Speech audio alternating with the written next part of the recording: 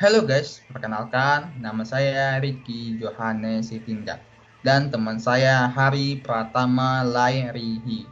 Saya dan teman saya dari Universitas Kristen Indonesia. Di sini saya akan membahas tentang kalimat efektif. Apa itu kalimat efektif?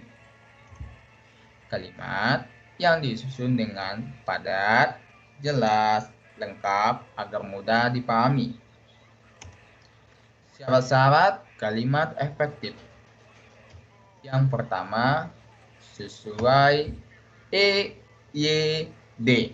Sebuah kalimat efektif haruslah menggunakan ejaan maupun tanda baca yang tepat agar lawan bicara kita mudah memahami apa yang kita bicarakan atau apa yang kita tulis.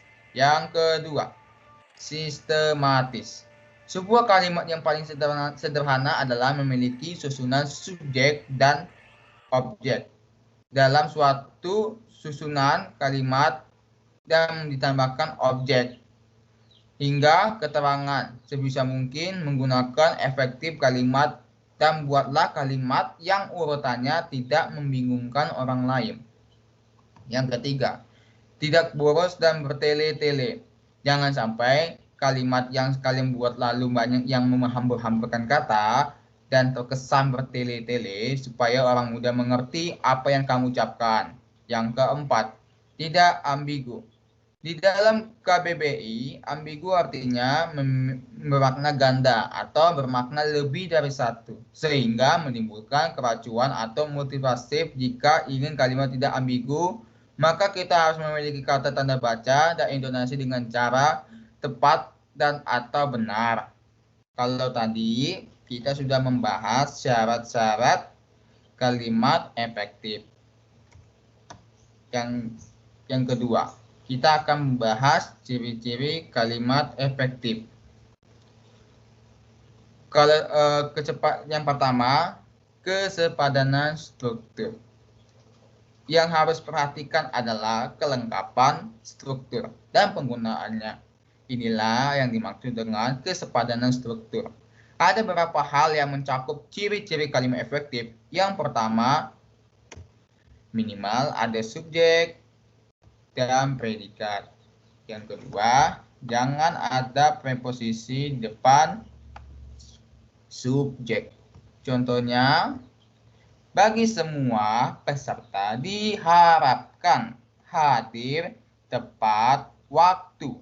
Ini tanda kalimatnya tidak efektif. Tapi katanya benar adalah semua peserta diharapkan hadir tepat waktu.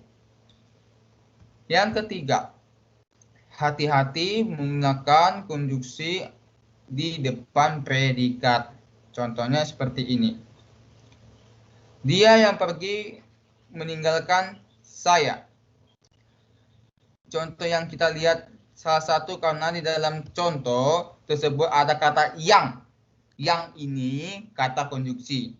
Jika dibahas bahwa kita seharusnya berhati-hati menggunakan konjungsi di depan predikat yang adalah konjungsi subordinatif atributif yang bisa jadi seharusnya yang benar adalah dia pergi meninggalkan saya. Yang keempat, jangan ada subjek ganda. Contohnya seperti ini. Adik demam, sehingga adik tidak dapat masuk sekolah. Kalimat tidak efektif karena ada dua subjek dalam satu kalimat. Sebaliknya, kata adik-adik ini dihilangkan atau dikurangi menjadi satu saja. Sehingga yang betul adalah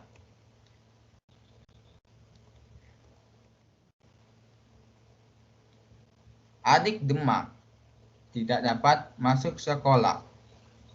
Yang kedua, kehematan kata yang akan dibahas oleh kawan saya Hari Pratama Lairihi. Saya persilakan.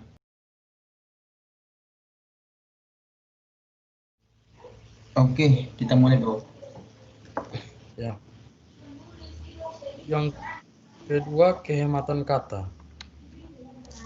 Artinya, memakai kata, frasa, atau bentuk lain dengan wajar dan seperlunya saja. Karena pemakaian kata yang berlebih akan merusak maksud kalimat. Ciri-cirinya ringkas dan tidak bertele-tele.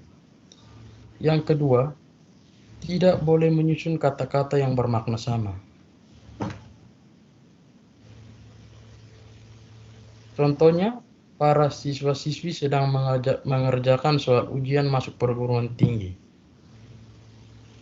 Contoh ini kalimat tidak efektif. Yang kedua, siswa-siswi sedang mengerjakan soal ujian masuk perguruan tinggi, dalam kurung kalimat efektif. Ia masuk ke dalam ruang kelas. Kalimat yang barusan kita dengar merupakan juga contoh kalimat tidak efektif. Karena apa? Karena ada sinonim dalam kalimat tersebut. Ada kata masuk di dalam KBBI atau Kamus Bahasa Indonesia artinya adalah pergi ke dalam. Kemudian ada kata yang ke dalam. Dalam artinya pergi ke dalam sehingga kalimat itu terlihat boros. Seharusnya dipilih satu, tidak usah ada kata masuk ke dalam. Masuk saja boleh. Yang benar adalah ia masuk ke ruang kelas. Yang ketiga, kesejajaran bentuk. Artinya merupakan kesamaan bentuk, kata, atau imbuhan yang dipakai dalam kalimat. Ada imbuhan, paralel, dan konsisten. Contohnya, hal yang pasti mesti diperhatikan adalah soal sampah, bagaimana cara membuang, memilah, dan pengelolaannya. Kalimat tidak efektif. Contoh yang berikut, hal yang mesti diperhatikan soal sampah adalah cara membuang, memilah, dan mengelolanya. Kalimat efektif. 4. Ketegasan makna.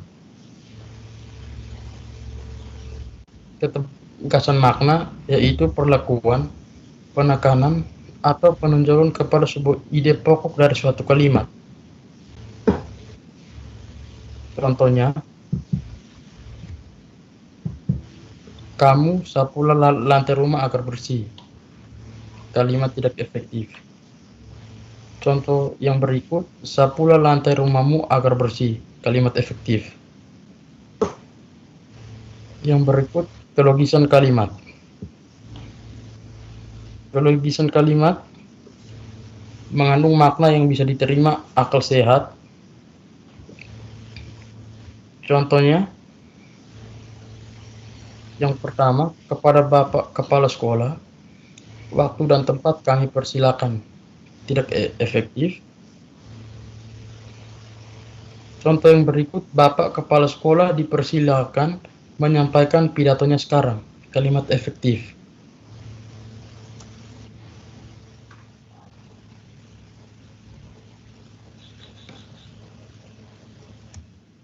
Rasa materi kalimat efektif sudah selesai. Ada 3 poin penting dalam video ini. Yang pertama, pengertian. Kalimat efektif yaitu kalimat yang disusun dengan jelas agar mudah dipahami. Yang kedua, syarat-syarat kalimat efektif. Yang pertama, yaitu sesuai EYD. Kemudian kedua, sistematis. Yang ketiga, tidak boros. Dan yang terakhir, tidak ambigu. Kemudian ada juga ciri-ciri kalimat efektif. Ada kesepadanan struktur, kehematan kata, kesejahteraan bentuk, dan yang terakhir, kelogisan kalimat. Nah, ini yang kita bahas dalam video ini, yang semoga manfaat untuk kita semua. Terima kasih sudah menyaksikan video ini. Semoga manfaat dan mohon maaf salah kata dan terima kasih.